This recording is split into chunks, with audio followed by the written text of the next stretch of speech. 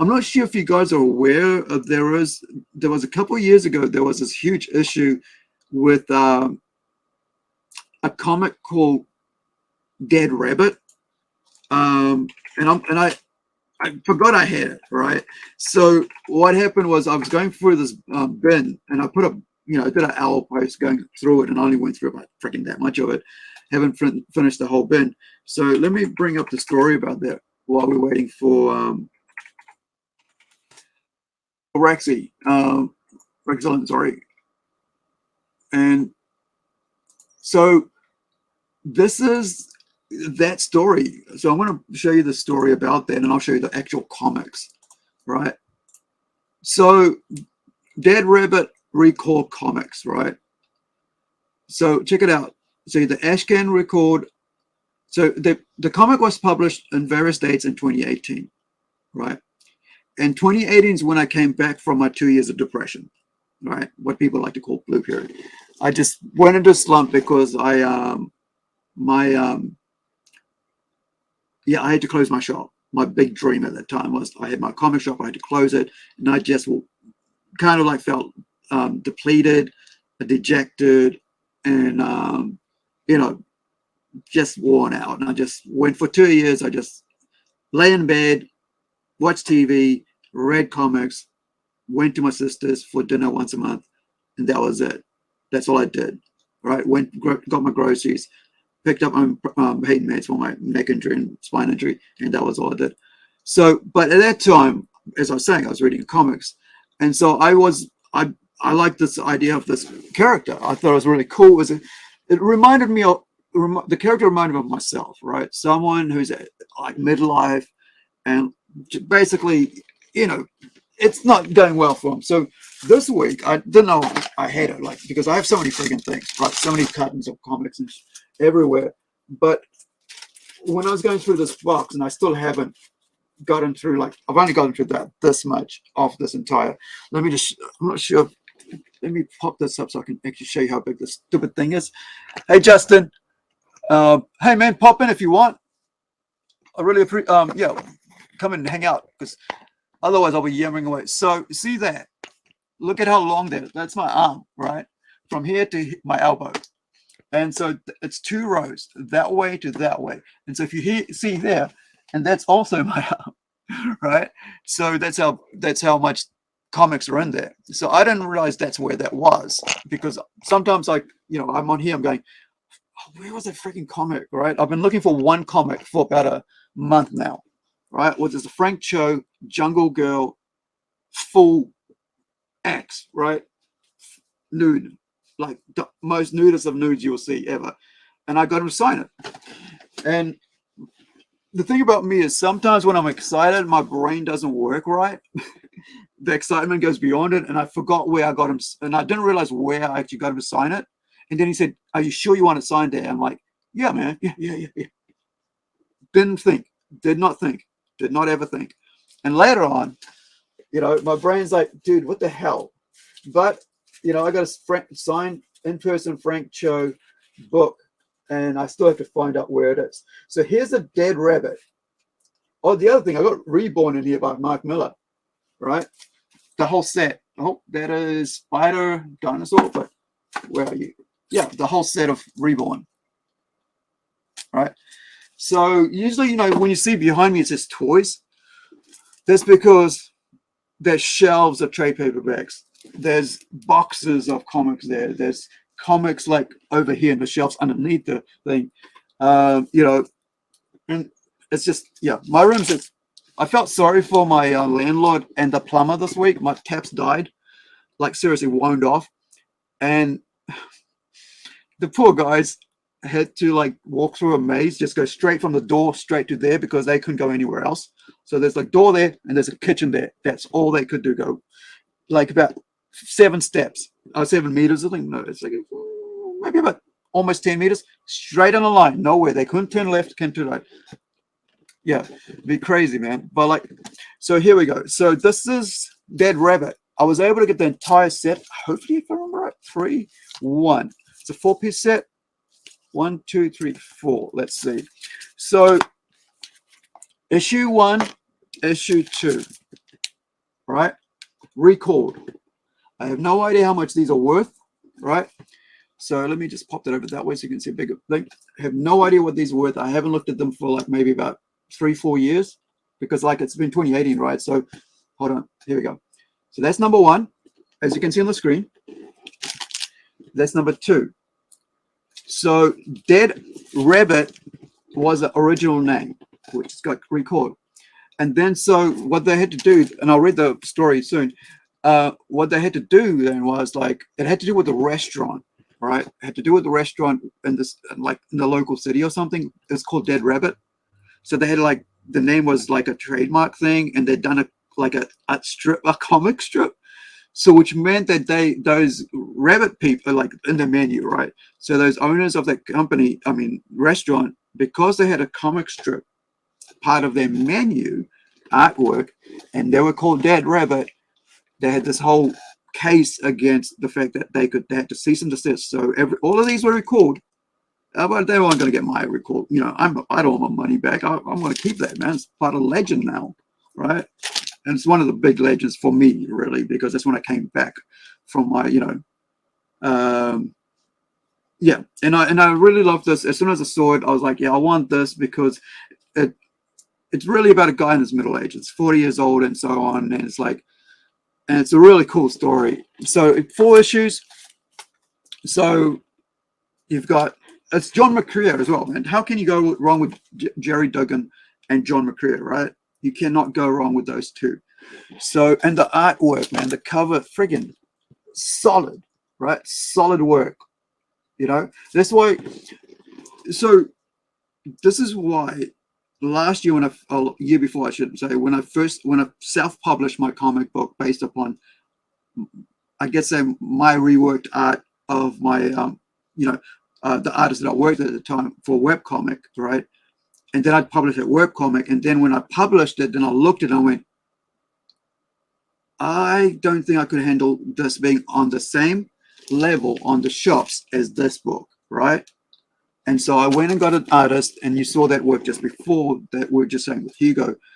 And I went, I can now compete for that same audience, because my work is just as quality as, and my artist work, right, is just as quality as any of these books, and I stand by that 100%, right? And so I'm very pedantic. I will, I mean, seriously, I spent $500 on it, and I apart from the ones I sold, I have every other single issue, and those that I gave away, right, to family, because I know one day, if it ever, Incredi-Girl catches on, I still have a book, that's there.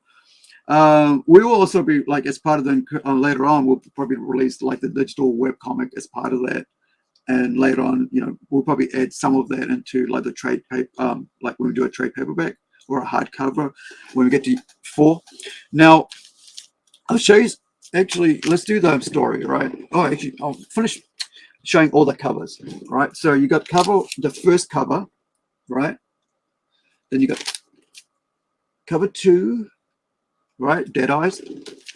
And then cover 1 again with Dead Eyes when they're renamed, right? So now I've got both covers. Where are we?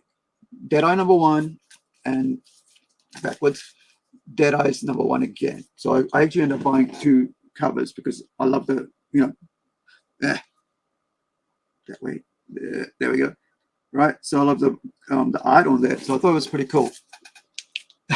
I don't mind if in your PJs, just put put a robe on.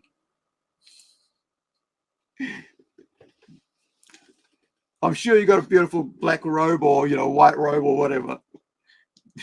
Or if it's pink, I don't mind. No. But yeah, so this is the other. Oh yeah, so I mixed up there. So here's the number 1 and 2. That's why I think. Check this out. So this is the original record number 1 and 2. Right. Such a solid covers, right? Look, that one. Look at that. Isn't that cool? Just, John McCrea is amazing, amazing artist, right? And here's the thing.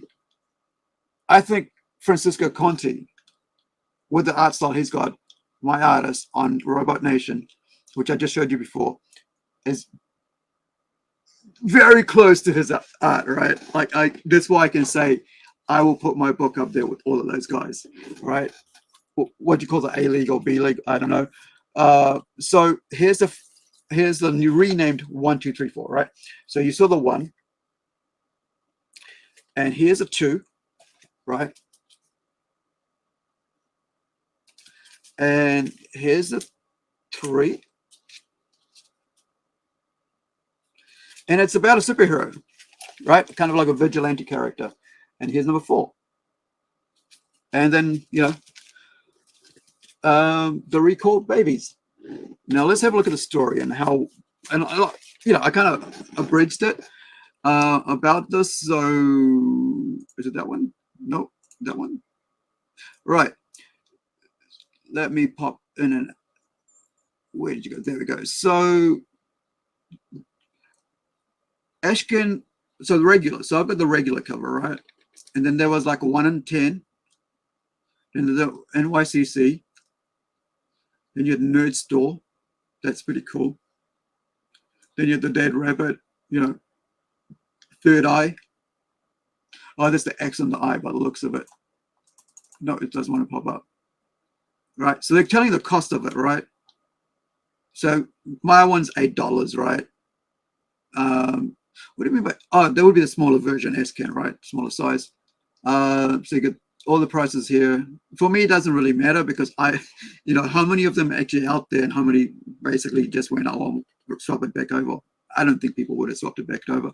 So, it's a big story at that time. It's a more recent story, right? It's only the last 7 years ago, well, 6 years ago. Then you have like the BGC edition.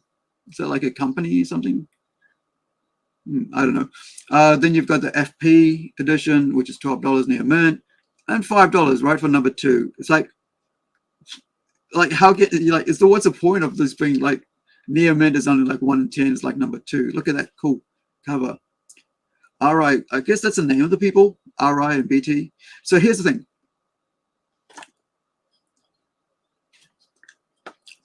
Libation. Right, let me pop in there a bit closer so we can do this. So we can see what's going on. Okay, so the Dead Rabbits, also known as Mulberry Street Boys by the NYPD, were an Irish-American criminal gang based around Mulberry Street and the 5 Points in New York. The gang were alleged to have at least started the infamous 1857 two-day gang war, although they later denied involvement in a paid letter to the New York Times. They are also the basis of Martin Scorsese's 2002 film Gangs of New York. The Dead Rabbit Bar in New York City below is famous for its cocktails and has used a Dead Rabbit moniker since 2012. So this is 6 years earlier, right? I mean, later is when the comic came out, right? So that's the Dead Rabbit Bar. And so, yeah, since 2012 for comic strips, as I mentioned earlier, the comic strips related to the New York gangs. In their cocktail menus and books, some of which have been CGC graded. So, it's got this. So it's out there. So it's basically considered a friggin', comic book because it's got the grading.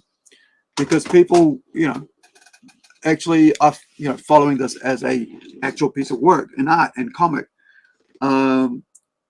Which is why when Image released the Dead Rabbit Ash King in spring 2018, and later that year released the series with a number 1, which I just showed you, hitting the shops in 2018, 10th, so March, right? March 10th, 2018. The New York bar owners, DRT Group LLC, had their lawyers send a cease and desist notice to both Image Comics and Forbidden Planet on the 22nd of that same month. The letters notice is shown below. We represent the own, this is what it says, Mr. Bandel. It's probably like the Forbidden Planet people. We represent the owner of the registered trademark Dead Rabbits. Registered, see that it's got the R there. So it's actually not just a trademark, it's a registered trademark, which costs a lot to make sure nobody else is going to think it off. And it's it's a well-known place, so they want to protect this. And so in various classes, including comic books, right? So this is not something you could just go, oh yeah, no, we're doing a comic book, so it's fine. No. Like I said, CGC graded, right? Which I wasn't aware of, by the way, until now. But I knew they were doing comic books. A copy of which is attached for your convenience. So they probably, yeah, look, Dead Rabbit, right? Mixology and Mayhem, the story of John Morrissey and the world's best cocktail menu. I wonder if John Morrissey is the Morrissey's bar here as well, Irish bar, right? Sean Muldoon, Jack McGurry, and Gillian Voss. So they actually, did a comic book. Like, look at it, it's like hardcover, because that looks embossed, like pressed in, and then you got this band here, right? We've got a hardcover here. And I'll show you what I mean. Here you go. So when you, let me see if I get you there. So see that? That's what I'm looking at there on the side there, so I can say it's a hardcover, right? So let me pop Resilient. Yeah, it's in the same chat. Justin's just asking about the link to come on. So that's what I meant by it looks like a hardcover. So they're not messing around. This is not a floppy little, thing, Ashcan, whatever, just a little menu printed out. But, that's why I said, once again, when you see this, let me hold it there. Is it, am I holding right there? Yeah. No, that way, right? Actually, I had it the right way. It just feels weird the way I'm looking at it.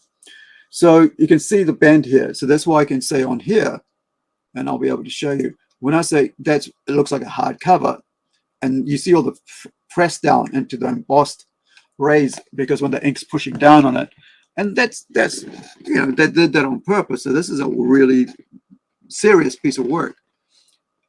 It's not just somebody like me. Not like me. I mean, I'm talking like, say, just photocopy, right?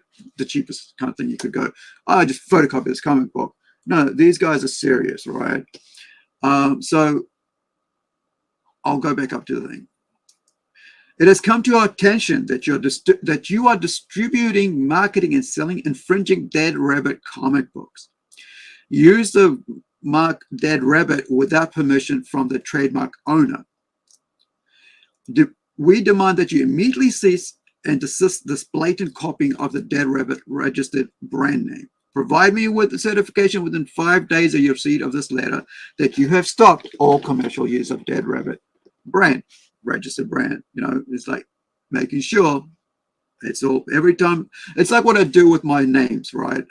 If I put out a comic book idea, right? Like if as soon as the first thing I do before I put anything online, I put a TM right next to it, because that means I can trace it back to the day I actually put it out and where it was put out, and I could just go search, boom, right? And the other thing is, I've had my own logo stolen before. I've had my, and I mentioned this, right? My double F, what I call my Forgiven logo, right? But I call my double F logo. And I'll show you in a minute which one it is. And now, where are we? Pop out of there, pop out of there. Right, that's what I was going to show you. So let me bring up. And the other thing I also do is I actually designed the logo, right? It's one of, I use that kind of like, I take my couple hours of the day out and I design the logo, and I keep designing it until I'm happy. Then I put it out in the world and I go, this is what my logo looks like for this comic I'm going to put, and this is a trademark, and it says our initial sings, our initial A sings such and such.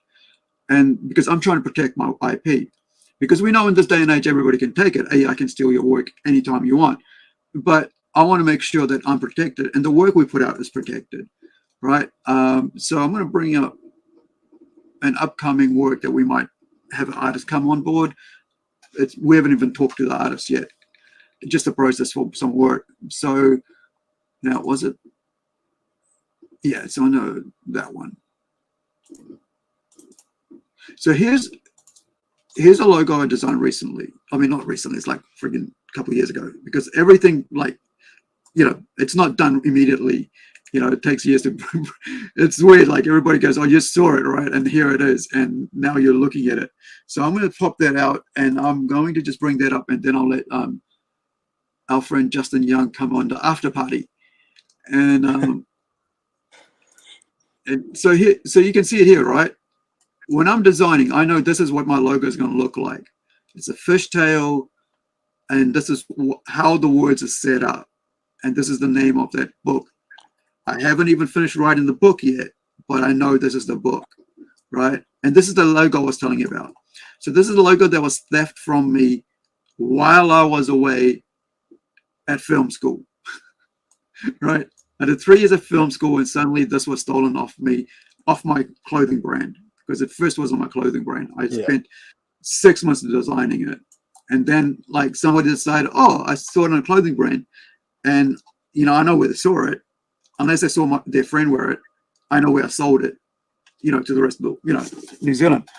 So yeah, and then they took it, and then like next thing you know, they're like, you know, it's I get told it's actually on a TV show worn by on a costume. I'm like, did you go to that place? Because I had on my hat. So I go to work, I have my hat on, I take my hat off so I can go and work.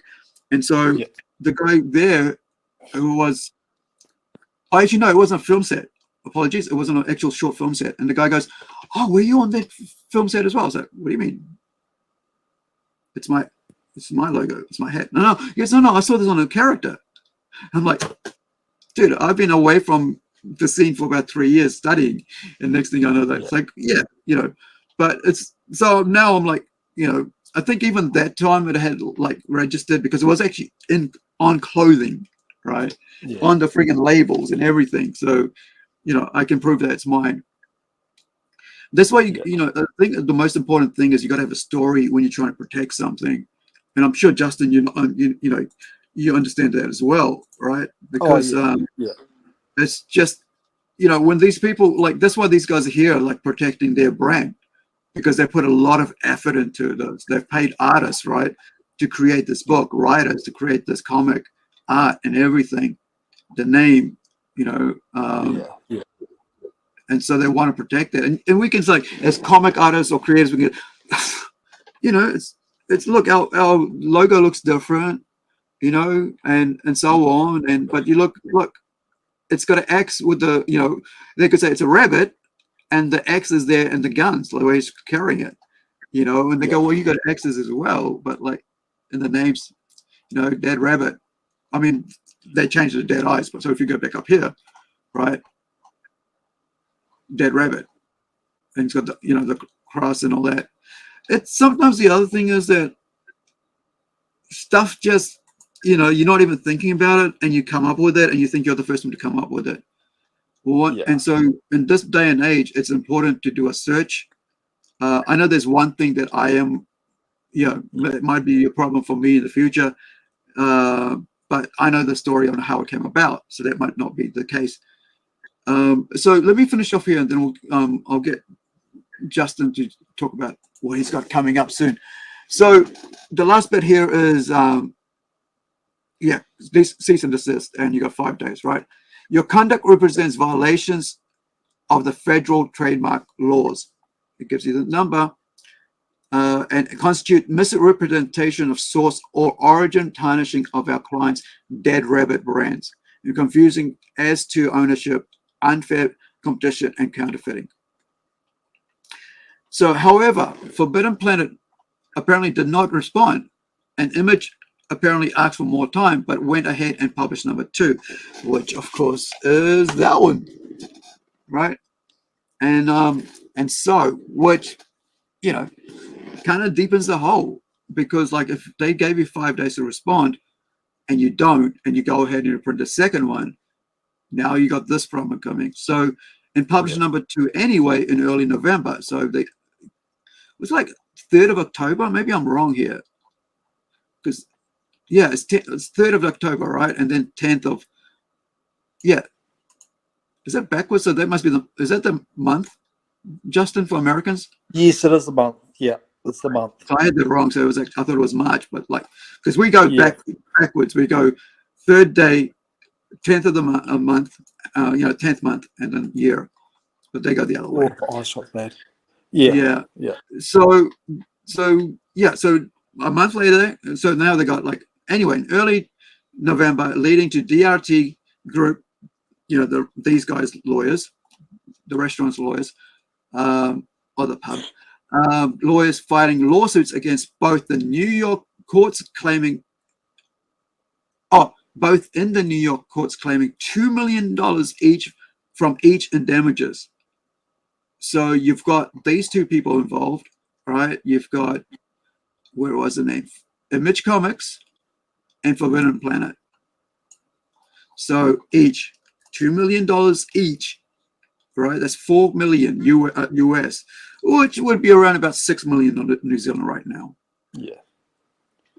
So in damages. So the series was quickly cancelled in late November 2018, and the comics recalled, although too late, as most would have been in collectors' hands. Yeah. La-di-da-di-da, Yes. like me. Right? And so at that stage, and traces of the comic were removed from Image and Diamond websites. Now, Above Is Dead Rabbit, mixology book, published at the end of 2018. So the founders, right? So the creators, Sean Muldoon and Jack McCrea, founders of the actual bar, published at the end of 2018, following up on the award-winning cocktail book, The Dead Rabbit, a Drinks Manual, published in 2015. So now you've got the changes. So with his wife's medical bills piling up, Martin Dobbs is forced back into. So this is a story, right? This is why I like this one. It was really cool. The story idea for this comic, I really liked it. That's why I bought it. Didn't know about the controversy. Controversy came later because I already ordered issue 1 and 2 because I was keen on it the whole lot. So this is a story. So with his wife's medical bills piling up, Martin Dobbs is forced back into his dead rabbit mask. Rabbit loves to do crimes and get paid, and the first step to financial solvency is getting his crew back together. Rabbit's wheelman makes a costly mistake and the job doesn't go. Oh, I thought it was heroes. Hold on, I got that wrong. Costly mistake and the job doesn't go quite as planned in mirror of a real life incident that nearly killed the writer off in Boston in 20. Ooh, so this is like okay. So this is actually based on his own life, slightly in that sense. So it goes, doesn't go well. Car accident.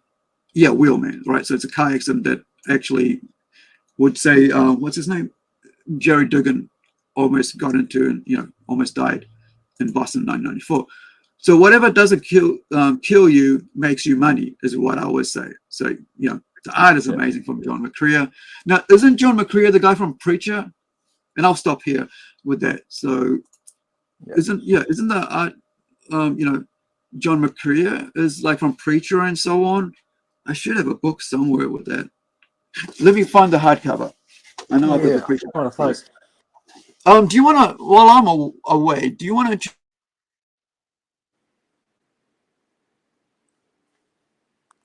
I'm hosting. So two things on what Aru said about, I would say probably copyright and things like that.